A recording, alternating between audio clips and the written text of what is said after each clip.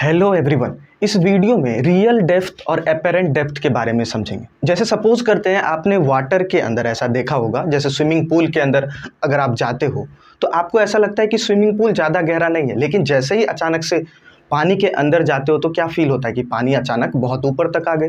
तो हमें दिखता है कि स्विमिंग पूल है वो बहुत स्वैलो है, लेकिन जब रियल में उसके अंदर जाते हैं तो हमें पता चलता है कि वो काफ़ी डीप है। तो इसके पीछे क्या रीज़न है?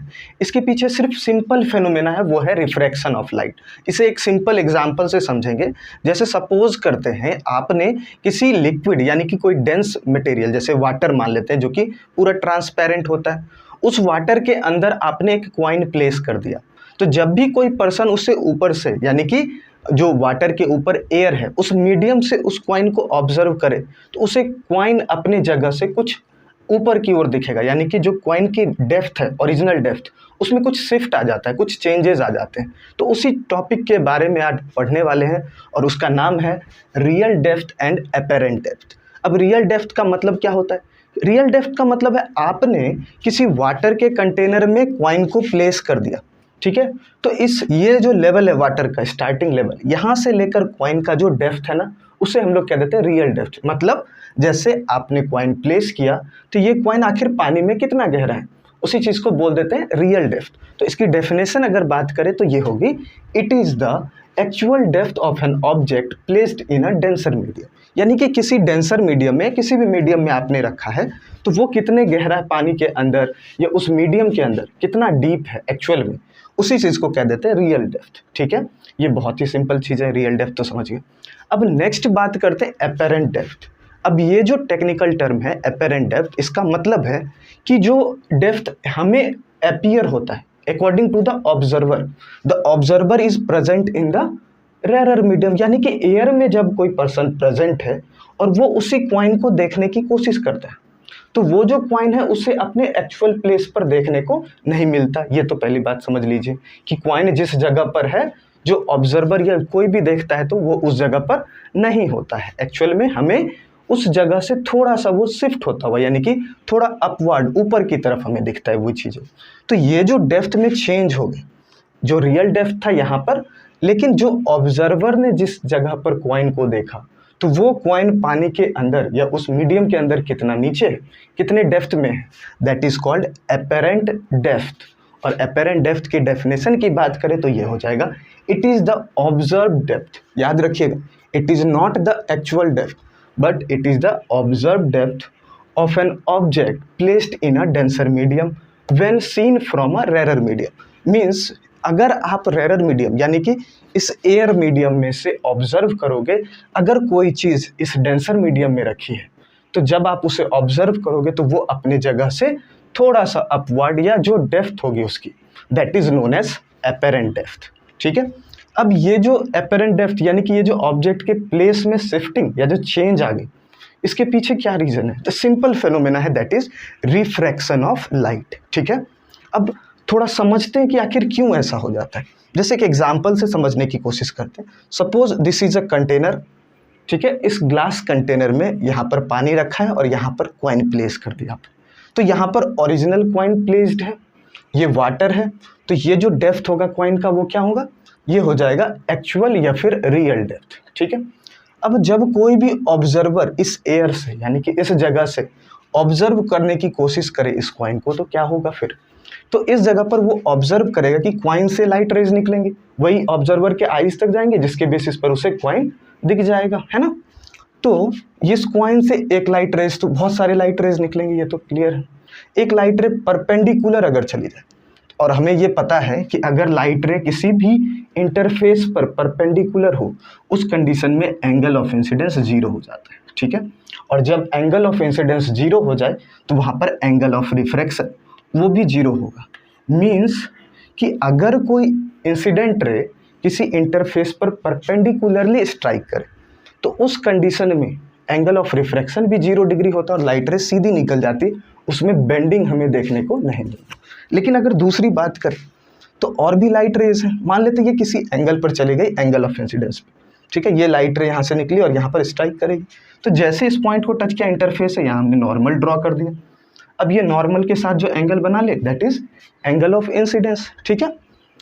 तो ये लाइट रे, ये है डेंसर मीडियम और ये है रेरर मीडियम। तो जब भी लाइट रे डेंसर से रेरर की तरफ मूव करती है, in that case the light bends away from the normal. तो ये लाइट रे इधर से बेंड होगी। इसी तरीके से कई सारे लाइट रेस होंगे। अब जब उसे कोई ऑब्जर्वर ऑब्जर्व करे तो ये लाइट रेज जहाँ पर इंटरसेक्ट करती है वहीं पर इमेज फॉर्म होगा। तो ये तो कभी आगे मीट करेंगे नहीं। तो अगर इसे पीछे एक्सटेंड कर दिया जाए तो कहाँ पर इंटरसेक्ट करती है? इस जगह पर। तो जहाँ पर लाइट रेज इंटरसेक्ट करे उसी जगह पर इमेज का फॉर्मेशन हो। तो जो ऑब्जर्वर है उसे ऐसा अपीयर होता है, ठीक है, कि इस जगह पर क्वाइन फॉर्म्ड है। एक्चुअल में ये है क्या चीज़? ये है इमेज ऑफ द क्वाइन। तो ये जो इमेज ऑब्जर्व हो रहा है, ठीक है, ये दिख रहा है, इसकी जो डेप्थ है यहाँ से, that is known as apparent depth, means the depth of the observed image, ठीक है, is known as apparent depth. और इसके पीछे क्या रीज़न है? एक्चुअल में ये लाइट रेज बेंड हो गई जिसके वजह से ये ऑब्जेक्ट अपनी जगह से थोड़ा ऊपर दिखता है। So this is the concept of real depth and apparent depth. अब देखेंगे कि इन दोनों के बीच क्या, किस तरीके से क्या रिलेशन है और इसके डेरिवेशन के बारे में भी समझेंगे। अब इस डेरिवेशन को समझने से पहले हमें ये समझना होगा कि सपोज एज्यूम किया हमने कि एक वाटर हमने एक कंटेनर के अंदर लिया और इस वाटर के अंदर एक क्वाइन को प्लेस कर दिया। एक कंटेनर है और उस कंटेनर में आपने एक क्वाइन को प्लेस कर दिया। अब जैसे ही क्वाइन को प्लेस करेंगे तो वहाँ पर हम डायरेक्टली रियल डेप्थ को मेज़र किया जा सकता। ये जो वाटर है इस लेवल से बॉटम तक जो डेप्थ होगा that will be real depth of that coin, ठीक है। अब इसके ऊपर, वाटर के ऊपर एयर प्रेजेंट है और कोई ऑब्जर्वर है वो इस क्वाइन को ऑब्जर्व करने की कोशिश कर रहा है कि इसके ऊपर से ऑब्जर्व करेगा। अब जैसे ही कोई ऑब्जर्वर इसे ऑब्जर्व करता है तो वो जो क्वाइन है वो अपने ओरिजिनल पोजीशन पर उस ऑब्जर्वर को दिखेगा नहीं।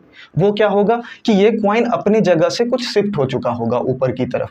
तो ये जो क्वाइन अपवर्ड शिफ्ट हो गया ना, तो ये जो डेप्थ है अब उसे कहेंगे apparent depth according to the observer. जो ऑब्जर्वर इसे ऑब्जर्व कर रहा है वो जो डेप्थ है that will be apparent depth and denoted by D A.